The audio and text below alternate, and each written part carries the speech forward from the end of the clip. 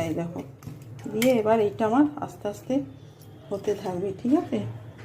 এই যে জলটা গরম হয়েছে এর মধ্যে আমি দিয়ে দিলাম, বাস আস্তে আস্তে এটা খালি হতে থাকবে। দেখো তোমরা, এই দেখো এর মধ্যেই হতে থাকবে, দেখছো এই যে এর মধ্যে হচ্ছে। এবার একটা ঢাকা উপর থেকে দিয়ে দিলেই হয়ে যাবে।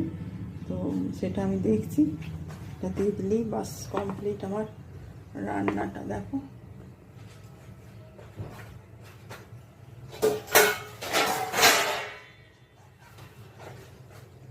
এই দেখো এইটা আমি ঢাকাটা একটু দিয়ে দিলাম, বাস। এবার আস্তে আস্তে আমার এর মধ্যে 5 থেকে 7 মিনিটের ভেতরে আমার ইলিশ ভাপাটা রেডি তৈরি হয়ে যাবে। হয়ে যাওয়ার পর তোমাদের দেখাচ্ছি কীরকম হলো।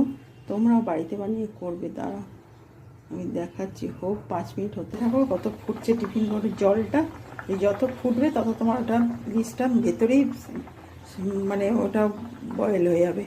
তো আস্তে আস্তে দেখতে থাকো তোমরা। আমি একদম কমপ্লিট করে তোমাদের টেবিলে নিয়ে যেয়ে দেখাচ্ছি। মানে খুব ইজি আর খুব তাড়াতাড়ি এই জিনিসটা হয়।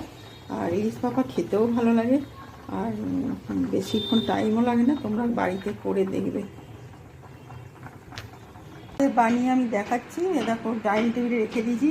আর তোমরা দেখো খুব খুব জলদি ইলিশ মাছটা রান্নাও করা হয়ে গেল।